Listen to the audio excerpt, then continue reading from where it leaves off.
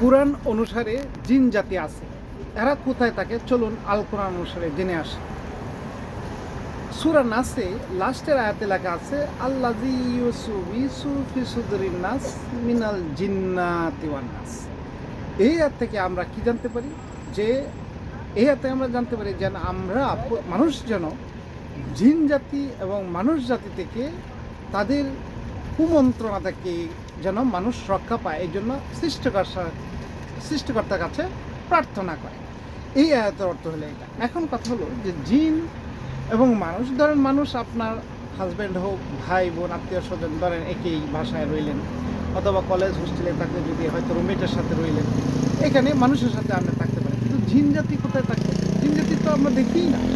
যেমন আমরা জিন জাতি, যেমন এই আমার 50 বছর জীবনে আমি একদিনও জিনের কোনো সন্ধানই পাইনি। তাহলে এরা কোথায়? এত জিন আসলে কোথায় থাকে ওরা? সূরা জিন যারা কোরআন আরবি ভাষা না জানেন তারা বাংলা ভাষা সূরা জিনের অনুবাদটা পড়ে নেবেন, তাহলে জিনের ব্যাপারে আল্লাহ তাআলা কী বলেছেন আপনারা বিস্তারিত জানতে পারবেন। এবং কোনো মুফতি মৌলানার কাছে আপনার যাওয়ার কোনো দরকারই নেই, নিজে জেনে নিন এখানে কি বলা আছে। কোরআন নিজ মাতৃভাষায় পড়ে নিন, সূরা জিন আজ থেকে পড়ে নিন।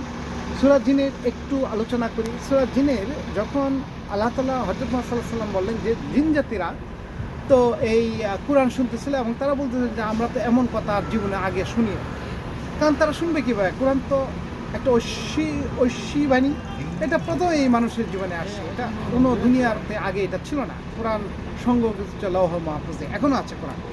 তো যাই হোক, এই যে সূরা নাসে আল্লাহ তাআলা যে লাস্টের দুইটা আয়াতে বলেছেন যে জিন জাতি এবং মানুষ জাতি যারা মানুষকে কুমন্ত্রণ হয় তাদের সে পানা চাইতে বলছে।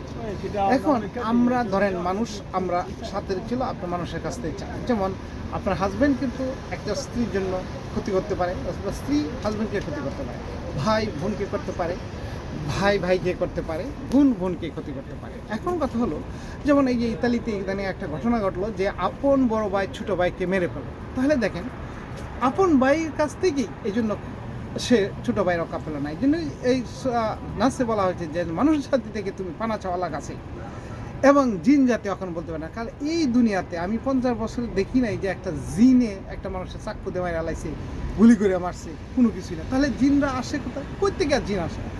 আসলে কথা হলো যে আমরা এটাও জানি যে কোরআনে লেখা আছে যে জিন জাতি মানুষকে দেখে, কিন্তু মানুষ জিনকে দেখে। এখন কথা হলো যে জিনরা যদি মানুষকে দেখে তাহলে তো প্রতিনিয়তই মানুষকে পথে ঘাটে জঙ্গলে মারার কথা, মানুষকে জিনে দেওয়ানো, কিন্তু আসলে তো মরে না, মানুষ মানুষকে মরে। এখন কথা হলো কি জানেন, যেমন ধরেন ওই যে ইটালিতে যে বড় ভাই ছোটো ভাইকে মারলো, সেটা কিন্তু অত্যন্ত পারিবারিক ঘটনা এবং পরিকল্পিত ছিল এই মৃত্যুটা। তার অর্থ হলো যে এই ক্ষেত্রে বড় ভাইটা ছিল ছোটো ভাইয়ের জন্য একটা জিন, সে জানতো তার ছোটো ভাইকে মেরে ফেলবে। এক্ষেত্রে বড় ভাই হলো জিন, ছোটো ভাই হলো মানুষ, এইকে জিন বোঝানো হয়েছে। আর এদিকে আমেরিকাতে ফ্লোরিডাতে যে দুইজন ইউনিভার্সিটি স্টুডেন্টকে যারা ডক্টরেট করতেছিল, তার রুমমেট তাদেরকে মেরে ফেলেছে, কিন্তু সে তার পরিকল্পিত ছিল। সে যে মারবে এটা পরিকল্পনা ছিল, সে অনেক স্টেপ নিচে, অনলাইনে কালো ব্যাগ কিনেছে, সে সব কিছুই পরিকল্পিত ছিল। এক্ষেত্রে এই দুইজন স্টুডেন্টের জন্য তার রুমমেট ছিল একটা জিন, কারণ সে জানতো তাদেরকে মেরে ফেলবে, কিন্তু ওরা জানতো না রুমমেট তাদেরকে মেরে ফেলবে। এক্ষেত্রে জিন হিসেবে ওরা কাজ করছে। এই জন্য আসুন যারা আমরা কোরআন না পড়ে নিই, নিজ মাতৃভাষায় কোরআন পড়ে নিই, তাহলে জিন এবং মানব জাতির মধ্যে পার্থক্য এলে জানতে পারবেন। এই জন্য আসলে দেখা যাচ্ছে যে আপনার মাথায় যখন পৈশাচিক ভাবটা জেগে ওঠে, আপনি যখন নর পিছাস হিসেবে যান, তখনই আপনি জিন হয়ে যান, জিন জাতির মধ্যে আপনি আসেন।